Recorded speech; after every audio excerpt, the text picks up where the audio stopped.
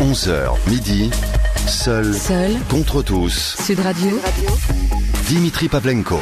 Et bonjour à tous, si vous nous rejoignez sur Sud Radio, merci de nous écouter. Nous sommes ensemble jusqu'à midi dans Seul contre tous. Aujourd'hui, on va parler de la bourse au mérite. La bourse au mérite, vous savez, c'est cette aide de 1 800 € qui avait été créée en 2009 par Valérie Pécresse et qui permet à tout bachelier mention très bien, issu d'un milieu modeste, d'avoir un petit pécule chaque mois, 200 € chaque mois pour, par exemple, éviter d'avoir à faire un petit boulot le temps de ses études et se concentrer ainsi sur sa réussite. Mais c'est aussi accordé aux meilleurs étudiants de licence qui sont déjà boursiers. Ce petit bonus, ce coup de pouce de l'État est aujourd'hui remis en cause. Le gouvernement voulait supprimer ces bourses au mérite. C'était sans compter la mobilisation des boursiers qui ont obtenu le maintien provisoire de cette bourse cette année. Mais déception pour l'an prochain, la bourse au mérite va être divisée par 2, 900 € par an seulement. Alors dans les milieux étudiants, on dénonce un massacre, mais ils ne comprennent pas les étudiants qu'en fait le gouvernement n'a pas vraiment le choix. Ces bourses-là coûtent très cher et alors que les étudiants dans leur ensemble s'appauvrissent, on compte toujours plus de boursiers, faut bien trouver de l'argent. Ça me paraît judicieux de redistribuer cette enveloppe à tous ceux qui en ont besoin. Et puis aussi, le bac, faut bien le dire aujourd'hui, est largement bradé. Mention très bien, ça veut plus dire grand-chose. Ça me paraît normal qu'on ne garde pas cette bourse au mérite censée récompenser l'excellence. Alors qu'en pensez-vous ? Vous êtes d'accord ou pas d'accord sur cette idée de supprimer la bourse au mérite ? Il y a 20 millions d'euros quand même qui sont en jeu dans cette histoire. On voit ça avec vous dans un instant. N'hésitez pas à prendre la parole à l'antenne pour nous dire ce que vous en pensez.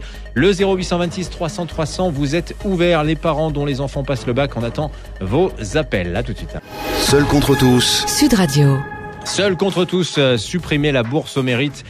C'est sûr que la pilule est dure à avaler pour les bénéficiaires et pour ceux qui pourraient en profiter s'ils obtiennent leur bac mention. Très bien, c'est l'un des petits bonus que l'État concédait jusque-là, depuis 2009, aux étudiants. Ça pourrait être remis en cause à l'avenir, ce qui scandalise une partie des étudiants. Ils seront avec nous pour nous dire pourquoi ils pensent que ce projet est une grosse bêtise dans un petit instant. Mais tout d'abord, avant de leur donner la parole, on accueille Kevin Michel. Bonjour Kevin. Bonjour Dimitri, bonjour à tous. Alors, faisons un petit peu d'histoire. C'est quoi cette bourse au mérite, Kevin ? Elle est créée par Lionel Jospin en 1998. Il s'agit d'abord d'une aide versée sur décision d'un jury aux étudiants boursiers s'engageant dans les filières d'excellence. 10 ans plus tard, en 2008, la droite décide de l'attribuer aux bacheliers boursiers et aux étudiants en licence qui obtiennent la mention très bien lors de leur examen, c'est-à-dire une moyenne d'au moins 16 sur 20. Elle est versée en 9 mensualités pendant 3 ans maximum. Suspendue un temps, elle a été rétablie sur demande de l'association Touche pas à ma bourse, je la mérite, suite à une circulaire du ministère de l'Éducation nationale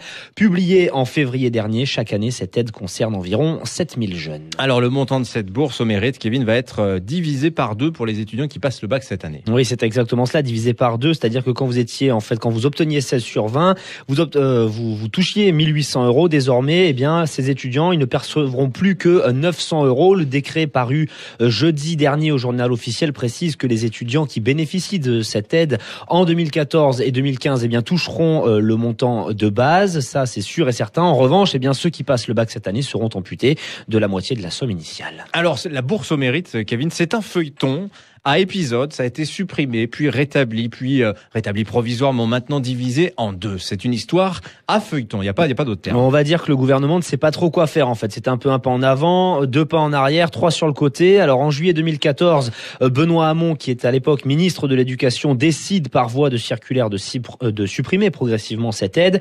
Du côté des étudiants, la réaction est immédiate. Sur les réseaux sociaux, on s'organise et très rapidement, face à l'ampleur du mouvement, le débat prend une tournure politique. En septembre dernier, à la rentrée, alors fraîchement nommé, Najat Vallaud-Belkacem se défend en affirmant dans une enveloppe budgétaire contrainte, il faut faire des choix. La ministre a donc fait ses choix, Dimitri. Alors le collectif Touche pas à ma bourse, je la mérite, décide alors de saisir le Conseil d'État. Oui, parce que le gouvernement s'est assis sur un principe assez simple en fait. La bourse au mérite a été créée par un Premier ministre. Elle ne peut en aucun cas être supprimée par un ministre. C'est tout à fait illégal. Alors en octobre, le Conseil d'État décide de suspendre la mesure en attendant de trancher sur le fond. Par conséquent, le gouvernement est condamné à trouver les 11 millions d'euros nécessaires aux 7000 étudiants concernés, même si cette somme n'est pas prévue dans le budget 2015. Et puis en février, on l'a dit, la bourse au mérite est rétablie. Avant ce nouveau décret décret qui divise son montant par 2.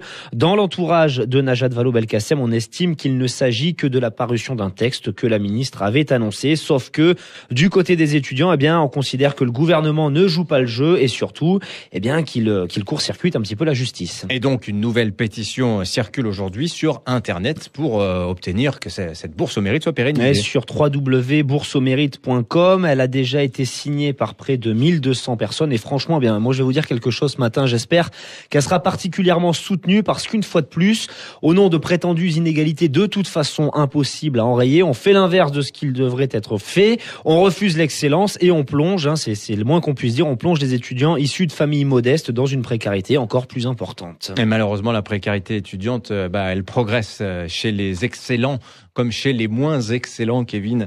Et c'est peut-être justement ce qui justifie la décision du gouvernement en la matière. Allez, on va mener ce débat ce matin. Je vous présente nos invités. Nous sommes avec Antoine Vermorel. Il est le cofondateur de l'association Ne touche pas à ma bourse, je la mérite. Bonjour Antoine Vermorel. Bonjour. Activiste de la bourse au mérite, j'ai pas compté le nombre de SMS que vous m'avez fait suivre justement pour relayer votre combat, parce que c'est un combat qui aujourd'hui ne touche pas à sa fin, pour obtenir la pérennisation de cette bourse au mérite. Sylvain Diamant est aussi avec nous, militant au syndicat solidaire étudiantes ES. Bonjour Sylvain Diamant. Bonjour. Alors avant de vous donner la parole, on accueille Ismaël, un auditeur qui nous appelle pour nous dire ce qu'il en pense. Bonjour Ismaël. Bonjour. Pensez-vous qu'il faut ou non maintenir la bourse au mérite? Qu'est-ce que vous en pensez? Bien évidemment, donc déjà bonjour à tous.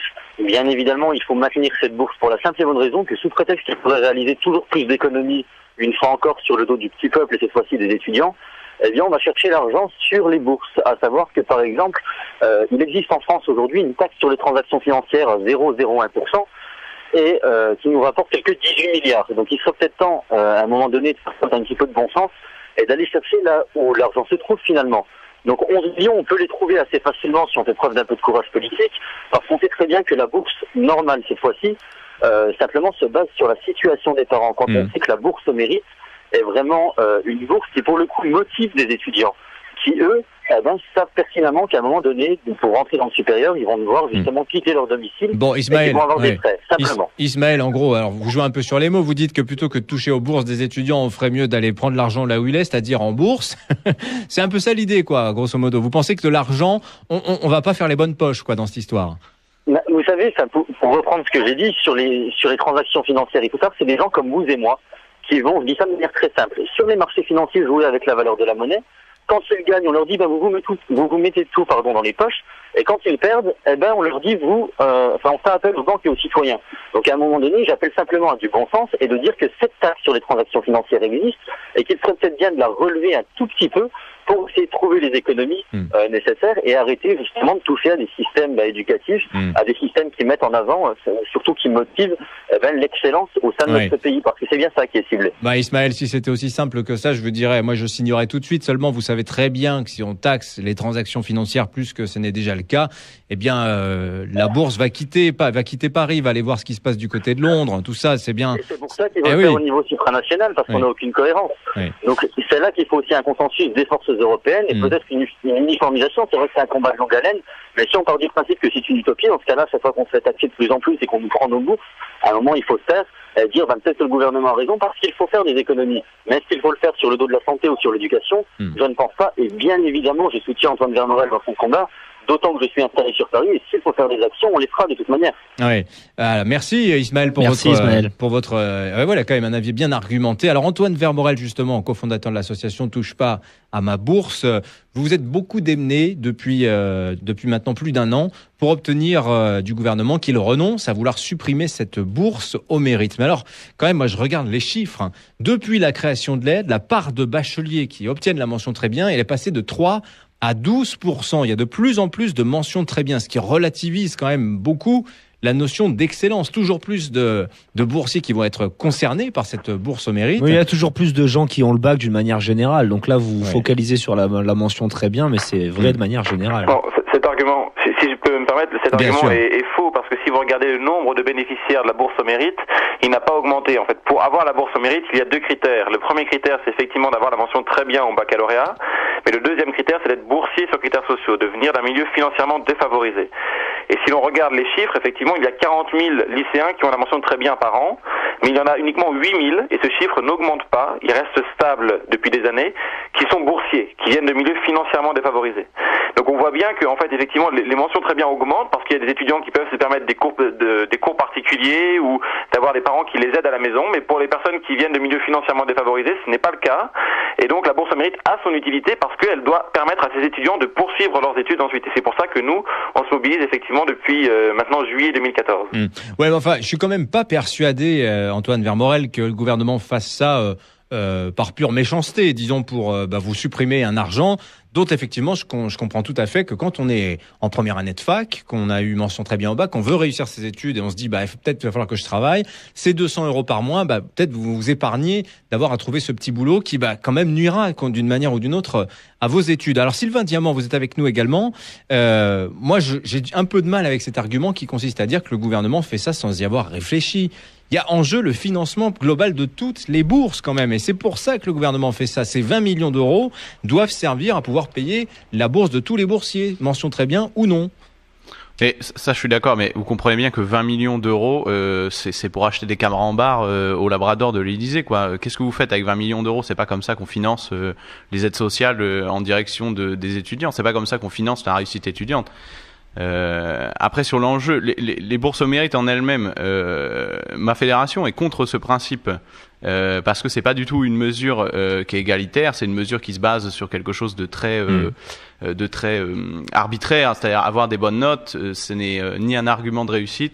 C'est-à-dire qu'il on peut obtenir des bonnes notes, c'est pas forcément représentatif du travail qui est fait. Attendez, quand vous avez quelqu'un qui a 16 de moyenne générale au bac, vous pouvez pas dire que c'est pas quelqu'un qui travaille et qui réussit quand même. Ça c'est sûr, mais en fait la question des notes, c'est juste quel est votre degré d'adéquation à ce système, c'est-à-dire que les classes sociales, elles ont une socialisation plus ou moins correspondante au système de l'école, donc de la pédagogie telle qu'elle est faite aujourd'hui, et donc vont coller à ce modèle ou ne pas coller. Ceux qui vont y coller vont avoir des bonnes notes, ceux qui vont pas coller vont pas forcément avoir des bonnes notes. Ça veut pas dire que c'est des mauvais élèves ou qui travaillent pas bien, et ça c'est faux. Si vous regardez un peu, si vous interrogez par exemple des parents, il y a des gamins, là je pense au lycée, il y a des élèves qui travaillent énormément. Non mais Sylvain Diamant, qui s'en sortent avec des 13, des 14. Vous êtes le premier à dire quand même, Sylvain Diamant, que quel que soit ce qui se passe au niveau des bourses aujourd'hui, qu'on les réduise, que ce soit la bourse au mérite ou une autre,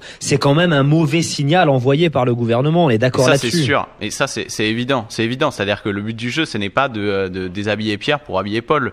On est contre le principe des bourses, sachant que des bourses au mérite, sachant que vu le niveau des bourses actuelles qui permettent absolument pas aux étudiants boursiers de survivre, ça ne change rien. C'est une nivellation par le bas. C'est-à-dire que du coup, oui, tant mieux pour les bourses au mérite. Il y en a qui en profitent. Oui. Mais non, on est contre la bourse au mérite sur le principe. Oui. Mais tant qu'il y en a qui en profitent, moi j'ai une amie qui a été major de promo cette année, qui a touché une bourse au mérite. Je lui ai dit, profites-en. Je vais pas te jeter la pierre. Tout le monde galère.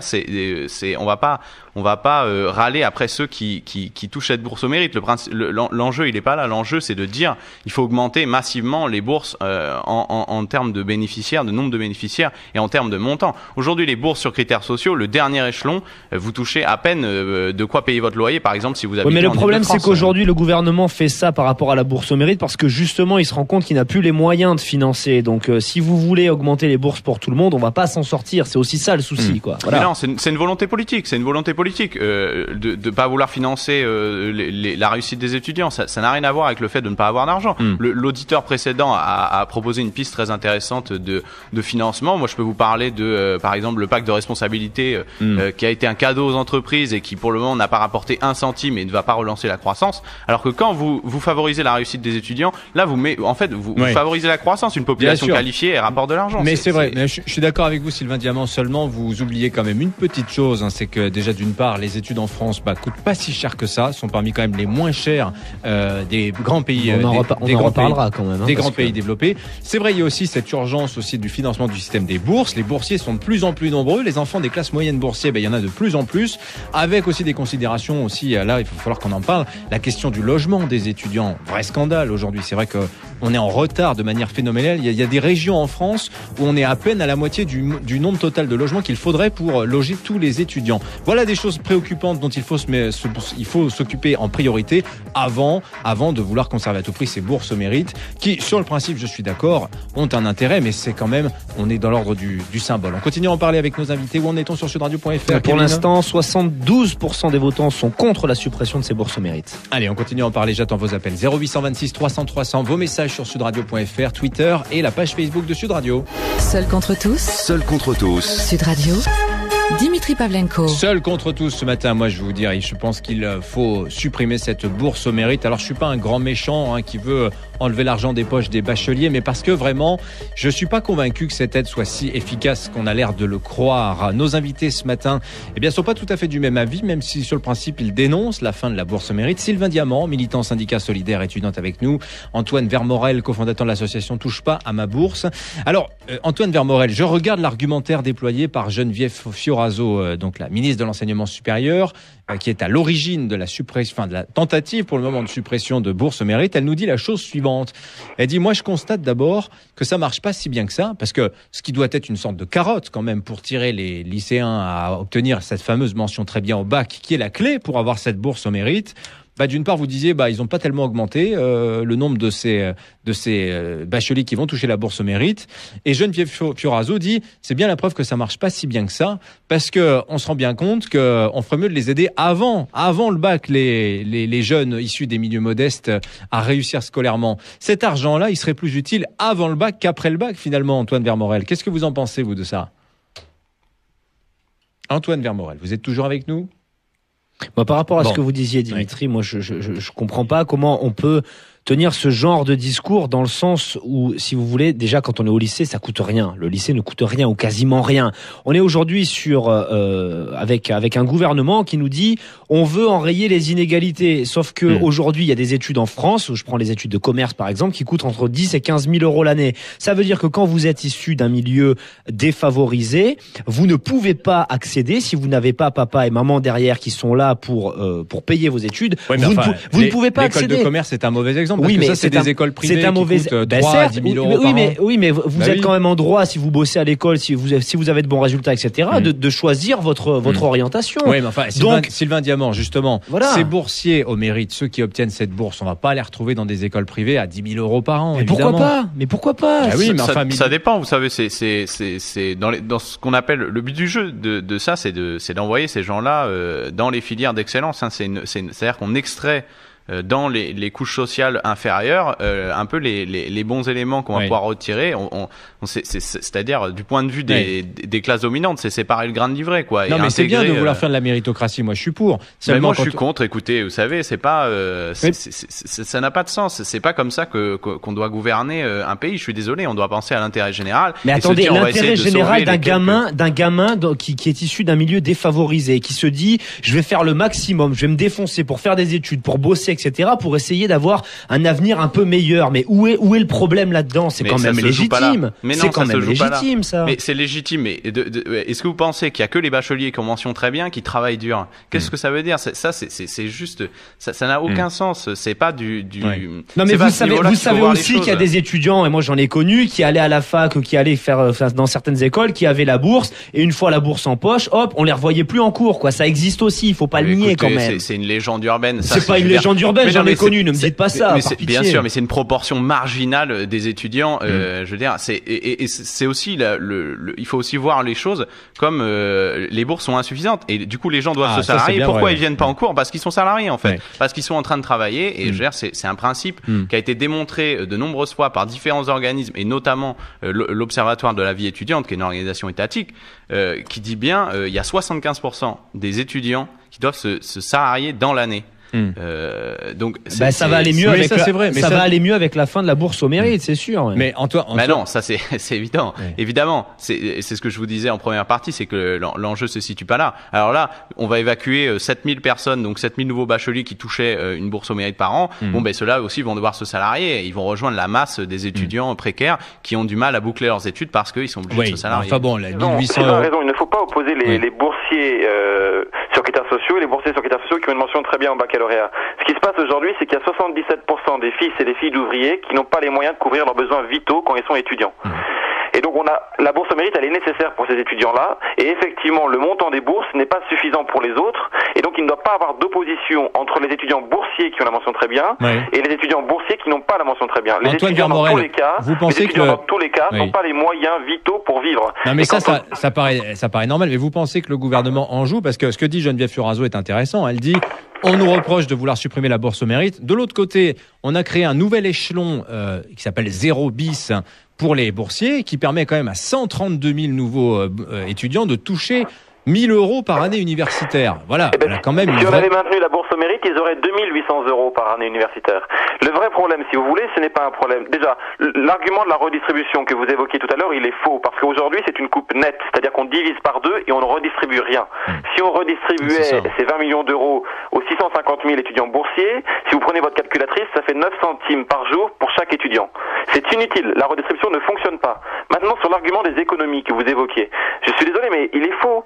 C'est 20 millions d'euros. Si on remet dans le contexte, la dette de l'État, c'est 2000 milliards d'euros. 20 millions d'euros, c'est 20 carrefours giratoires, 20 ronds-points. Un rond-point en France coûte 1 million d'euros. La bourse au mérite ne pèse pas sur les impôts et les taxes des Français et ne pèse pas sur la dette. Par contre, elle permet à ces 7000 étudiants boursiers sur critères sociaux, qui ont la mention très bien effectivement, de pouvoir poursuivre leurs études sereinement, sans avoir à se salarier, sans avoir à s'endetter, ou sans avoir à sacrifier la petite sœur ou le petit frère, parce qu'on n'a pas les moyens financiers de financer deux études. Antoine Vermorel, vous faites un calcul assez simple, je crois, avec votre collectif. Vous dites 1800 euros, ça représente 200 heures rémunérées au SMIC, donc c'est 5 heures hebdomadaires de travail. C'est-à-dire que sur ces 5 heures, c'est 300 minutes où l'étudiant n'est pas obligé d'aller travailler en parallèle et donc peut se consacrer à ses études. C'est quand même d'une logique implacable. Hein. C'est pour ça que ça avait été créé. Si vous regardez les chiffres des observatoires de la vie étudiante, dont font partie les différents syndicats étudiants, on voit que les étudiants boursiers sont obligés de se salarier environ 5 heures par semaine pour pouvoir financer leurs études. Ces 5 heures par semaine, ils ne les passent pas effectivement à travailler et à étudier et donc à réussir. Et c'est pour ça qu'on avait créé cette bourse au mérite, c'est pour ça qu'on l'avait mis à 200 euros par mois, parce que 200 euros par mois, c'est 5 heures hebdomadaires payées au SMIC. Oui, mais enfin, et donc, d'un autre côté... quand vous divisez cette bourse au mérite par deux, vous ne donnez plus que 100 euros par mois, et ces 100 euros-là, il manque toujours 100 euros dans la poche de l'étudiant. Mais vous dites que des fois, ça représente 20% des fois de ce que touche un étudiant ça peut être, mais bien sûr. Nous qui sont effectivement fils d'ouvriers, ou comme moi, fils d'éleveurs laitiers, quand vous enlevez 100 euros par mois à un étudiant boursier, vous enlevez effectivement 20-25% de son revenu par mois. Oui, non, mais je suis d'accord, sauf que d'un autre côté, vous semblez dire, Antoine Vermorel, que ne pas travailler, c'est la condition de la réussite à l'école, c'est quand même à l'université. Ça, c'est quand même complètement faux. Sylvain Diamant, enfin, j'ai pas de chiffres, mais ils sont combien les étudiants aujourd'hui qui travaillent aujourd'hui en plus de leurs études? Je vous l'ai dit, ils sont 75% dans l'année. Voilà, 75%. Et alors, qu'est-ce qu'il est en train de faire le gouvernement? Il va créer une prime d'activité qui va représenter 0,8 SMIC, c'est à peu près 900 euros par mois pour celui qui bosse. Bon, moi, le calcul, il est fait, hein. Moi, je prends 5 heures de boulot par mois. Mais l'enjeu, ce n'est pas l'argent. Mais si, c'est l'argent, bien évidemment. Mais non, l'enjeu, ce n'est pas l'argent. L'enjeu, c'est de passer du temps à l'université. Mais bien sûr, mais je veux dire, l'enjeu, c'est de passer du temps à l'université. Si on n'a rien à manger, ça n'a aucun sens. Non, mais ça, c'est sûr. Mais je veux dire, il faut pas, ça sert à rien de dire, les gens qui travaillent, on va leur donner plus. Eux, ce qu'ils voudraient, c'est ne pas travailler. C'est pas l'enjeu de travailler et en plus de toucher quelque chose. Eux, ils veulent aller à l'université. Si vous leur dites continuez à travailler, vous allez toucher plus, génial. Mais en fait, ils veulent aller étudier. C'est pour ça qu'ils sont étudiants. Hein. Sinon, ils s'inscriraient pas. Mais attendez, Antoine Vermorel. Moi, ce qui me chiffonne un petit peu dans votre combat, que je trouve noble par ailleurs, c'est que vous retrouvez aussi un peu l'instrument d'une espèce de querelle politique. Tous les gens de la droite aujourd'hui, toute la droite réunie, les Républicains sont en train de mener campagne sur ce thème. C'est un scandale que la gauche. Et donc du coup, parce que la droite fait ça, on n'a pas le droit de se positionner en disant c'est bien ou c'est mal. Mais non, mais c'est trop facile. On occulte la moitié du débat. Parce que la question de l'argent, elle est centrale dans les études aujourd'hui. Antoine Vermorel, le gouvernement et sa prime d'activité de 900 euros par mois pour les étudiants salariés, vous allez quand même pas me dire que c'est une mauvaise nouvelle. C'est beaucoup plus que la bourse au mérite. Deux points. Sur l'argument du côté partisan de notre combat. Il est faux parce que nous avons plus de 200 parlementaires qui nous soutiennent et en environ 30% qui viennent de la gauche. Vous avez de nombreux députés socialistes ou communistes qui se sont positionnés en faveur de la bourse au mérite. D'ailleurs, des communistes qui soutiennent un projet mené par la droite. C'est formidable. J'oserais rappeler que la bourse au mérite avait été créée en 1998 par Lionel Jospin. Donc, il ne faut pas dire que la bourse au mérite est de droite. La bourse au mérite, elle est ni de droite ni de gauche. Elle appartient à la République. En termes de valeur, elle est quand même de droite, mais bon. Non, c'est Lionel Jospin qui l'a créé en 98 et elle a été reprise par la droite. Pour une fois qu'on s'entend entre gauche, pour une fois qu'on s'entend entre gauche et droite, quand même, c'est fabuleux. Ne cassons pas ça. Sylvain Diamant a raison, quand même. Ce débat-là, il n'est pas politicien, il n'est pas politique. Quand vous revenez aux faits, vous parlez d'enfants qui viennent de milieux défavorisés, qui ont envie de réussir et qui n'ont pas les moyens financés de payer leurs études. Et donc la République, et c'est son rôle, c'est le rôle de l'État et de l'école, de pouvoir aider les enfants d'ouvriers et d'agriculteurs ou de salariés de pouvoir réussir. Ça, c'est très important. Maintenant, le deuxième point, c'est un sujet complètement différent concernant la prime d'activité. Il faut bien rappeler le seuil que le gouvernement vient de mettre en place. Le seuil, c'est 0,8 SMIC. C'est pas mal. Non, mais laissez-moi terminer. En dessous de 0,8 SMIC, vous ne gagnez rien. Au-dessus de 0,8 SMIC, vous gagnez effectivement cette prime pour l'activité. Donc ça veut dire que moi, par exemple, si je travaille 3 ou 4 heures par semaine, je fais pas 35 heures. Donc je gagne moins que 0,8 SMIC. Donc l'État est en train de m'inciter, en tant qu'étudiant, à travailler plus pour gagner 0,8 SMIC, donc à remettre mes études en cause pour avoir cette prime d'activité.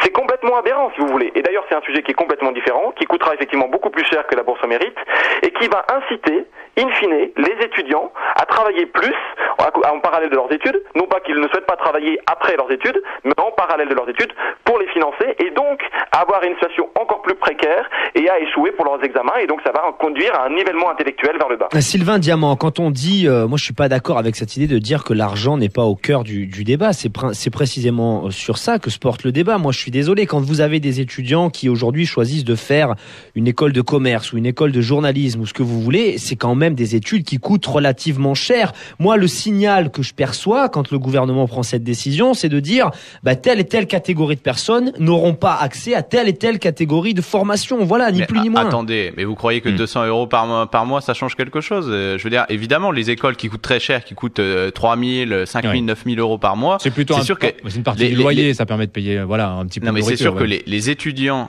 des classes inférieures sont complètement exclus de ce système. Ceux qui y vont, ils contractent des prêts et c'est encore pire. Oui, vous commencez dans la vie avec un prêt, sans comme travailler. aux États-Unis, tous les étudiants commencent avec 100 000 $ de dette. Est-ce que c'est ça qu'on veut? Je veux dire, il y a un enseignement supérieur en France qui a faible coût. Ne vous laissez pas prendre piège quand on supprime la bourse au mérite, 1 800 € par mois, pour un étudiant qui est effectivement en école de commerce et qui doit payer 10 000 € de frais, 1 800 € par an, ça lui fait toujours 1 800 € de moins à payer ou à s'endetter.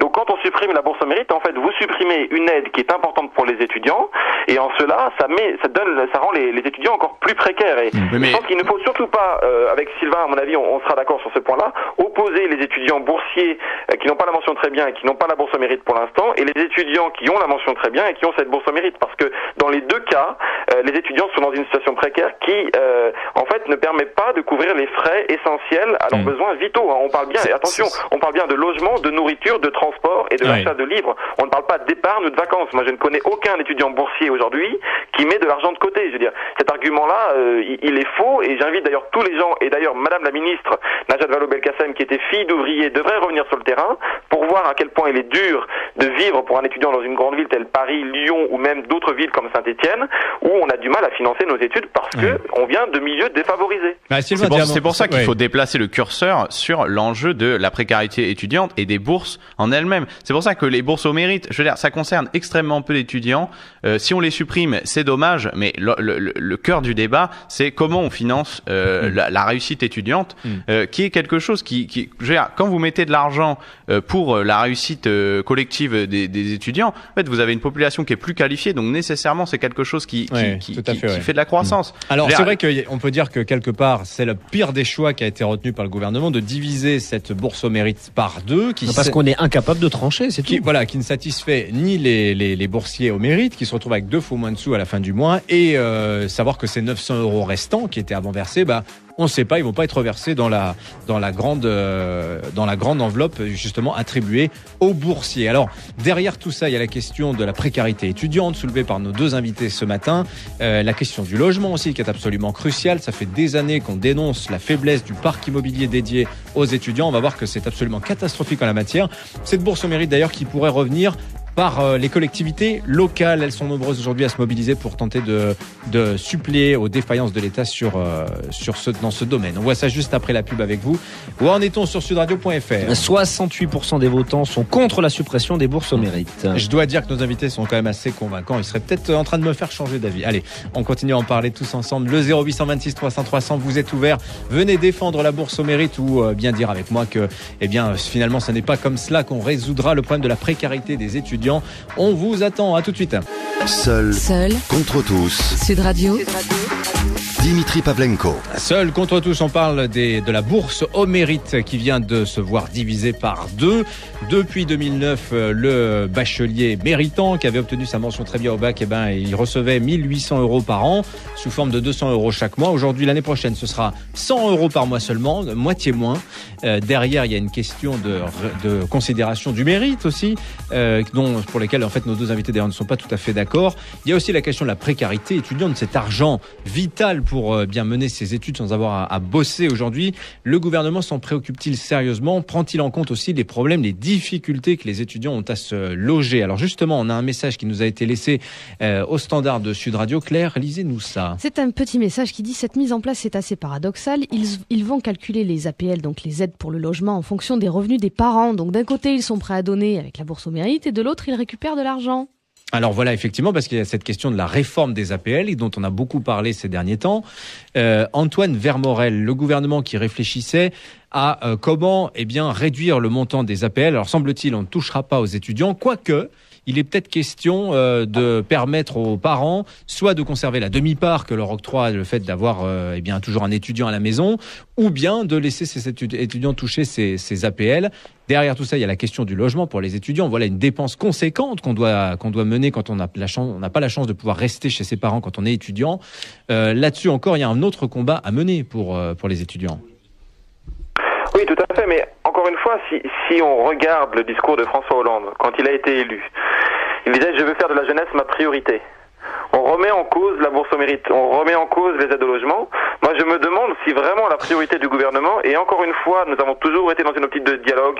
Nous sommes nombreux d'ailleurs, il y a de nombreuses personnes qui sont à gauche et au Parti socialiste dans notre association, mais qui sont déçues par l'attitude du gouvernement, qui, à mon avis, ne connaît pas vraiment la situation sur le terrain et malheureusement déconnecté des inquiétudes des étudiants qui n'arrivent pas à boucler leur fin de mois. Sylvain Diamant, vous êtes d'accord avec ça ? Le gouvernement s'y connaît pas en étudiant, quoi.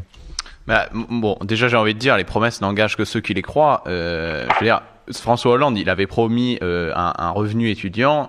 C'était évident qu'on n'allait pas en voir la couleur.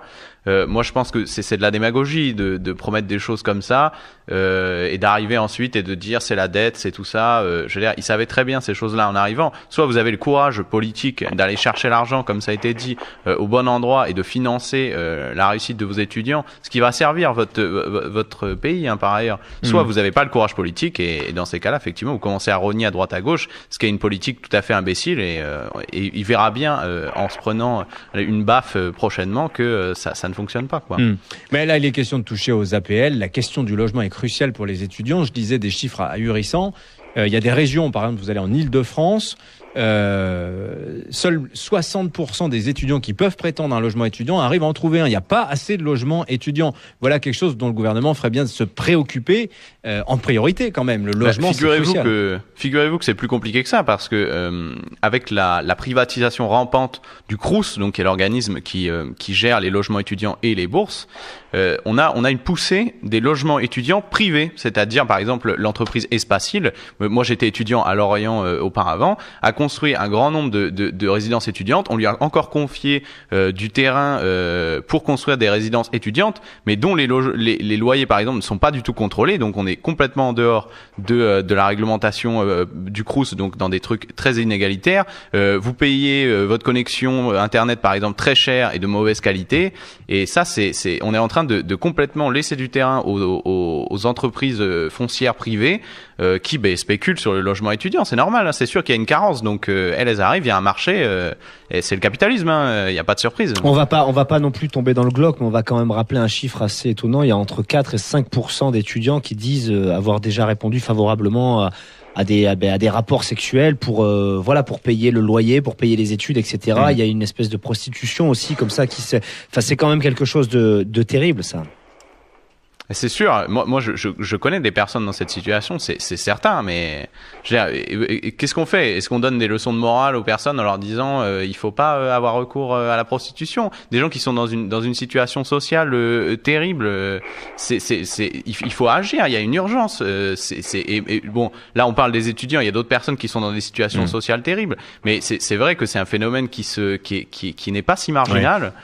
Qui existe et voilà, soit on choisit de fermer les yeux et soit on agit avec un courage politique. Et sur la question de la précarité, juste pour revenir à ce point-là, je pense qu'on devrait souligner encore une fois l'importance de financer l'enseignement supérieur, parce que si l'éducation coûte trop cher aux yeux du gouvernement, il devrait donc essayer l'ignorance, et l'on verra lorsque nous ne pourrons pas atteindre notre niveau d'études et donc ne pas avoir de diplôme, lorsque nous serons au chômage, et que finalement, au lieu de payer des impôts, on coûtera plus cher à la société. C'est une dette que l'on créera. Donc autant financer des études et inciter les étudiants à travailler consciencieusement, à avoir de bons résultats scolaires, pour que demain ils puissent avoir un revenu conséquent qui leur permette de vivre et de payer des impôts, et ensuite de financer justement le modèle social que nous défendons. Ou alors on continue à supprimer les bourses au mérite et à diviser le pouvoir d'achat là vous êtes dans le symbolique, Antoine Vermorel. Et de la dette future, si vous voulez. Vous le savez très bien, quand même, la bourse au mérite reste quand même d'un ordre symbolique dans ce schéma plus général. Vous avez raison du problème des études aujourd'hui pour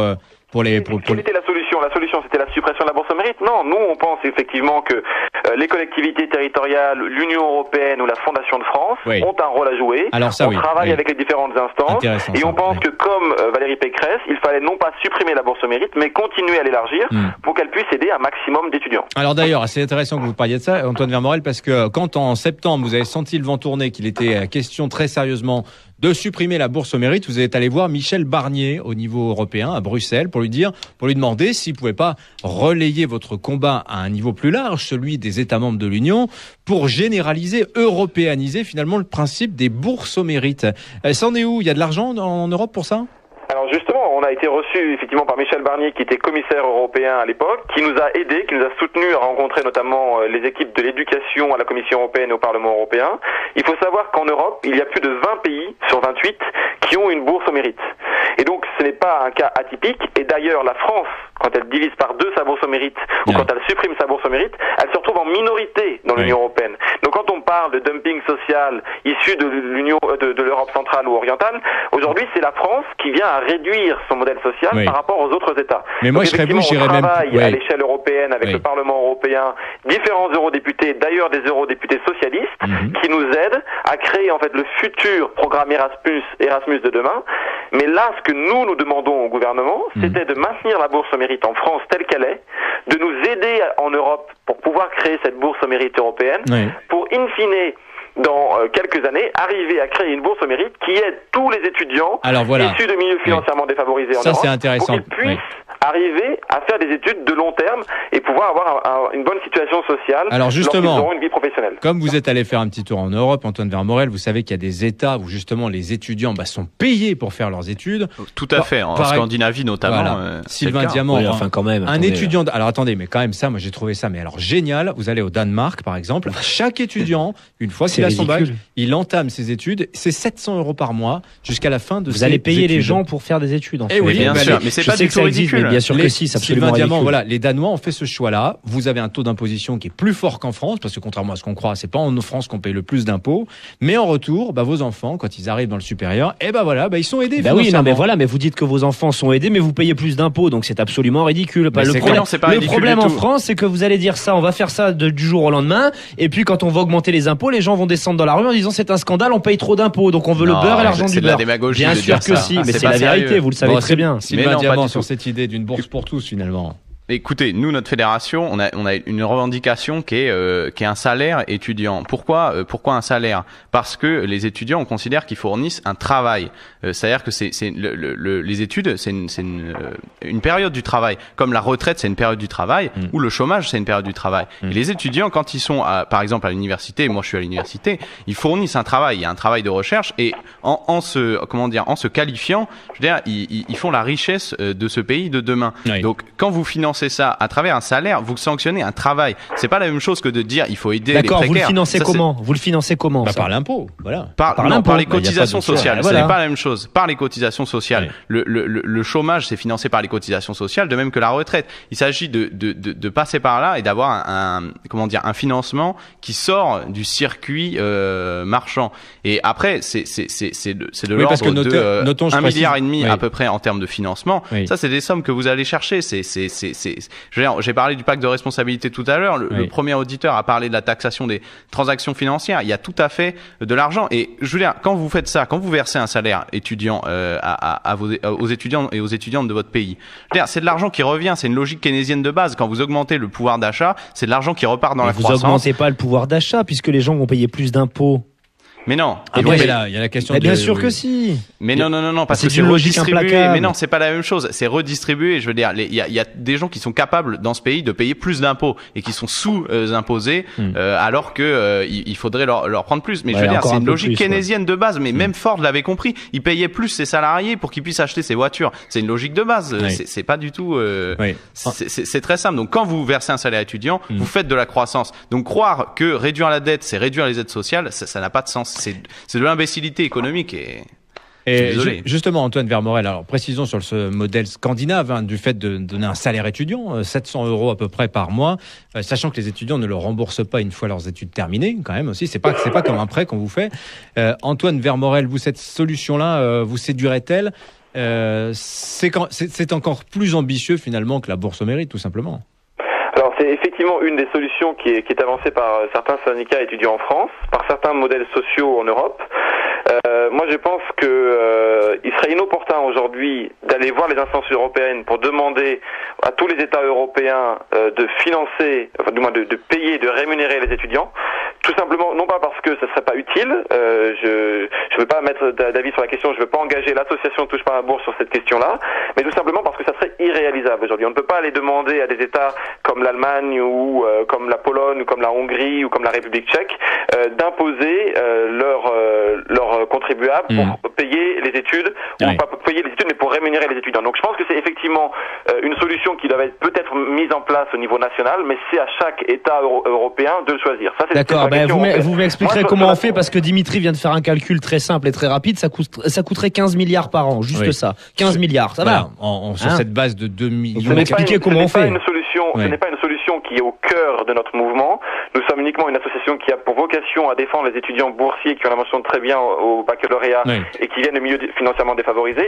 Nous cherchons des solutions très pragmatiques, aussi bien en Europe qu'auprès des collectivités territoriales. Et c'est pour ça qu'on a des relations aussi privilégiées avec des maires, des présidents de région, des présidents de conseil général, pour arriver en fait, in fine, à rétablir cette bourse au mérite, parce que ce n'est la solution, en fait, si vous voulez, le problème ne se pose pas dans 5, 10 ou 15 ans. Le problème, c'est maintenant, sur les étudiants qui sont en ce moment au lycée, auxquels on est en train de dire, de toute façon, que vous révisiez ou que vous ne révisiez pas pour le bac qui sera dans un mois, le gouvernement a décidé de ne pas vous aider. Et donc, vous venez d'un milieu financièrement défavorisé, encore une fois, et que vous travaillez ou que vous ne travaillez pas, on ne vous aidera pas l'an prochain. Et c'est là le vrai problème. Donc, il faut trouver des solutions pragmatiques de court terme pour arriver à rétablir de manière plus rapide la bourse au mérite. Et je rappelle, Dimitri, qu'avoir un diplôme, c'est 4 à 5 fois plus de chances de trouver un emploi derrière. Oui, c'est vrai. Même s'il y a des bacs plus 8 qui sont à la caisse au supermarché. Notons d'ailleurs qu'il y a des initiatives qui se mènent dans les collectivités locales. On n'a pas eu le temps d'en parler, mais par exemple, le député maire de Vesoul a rétabli sur les finances de sa collectivité la bourse au mérite.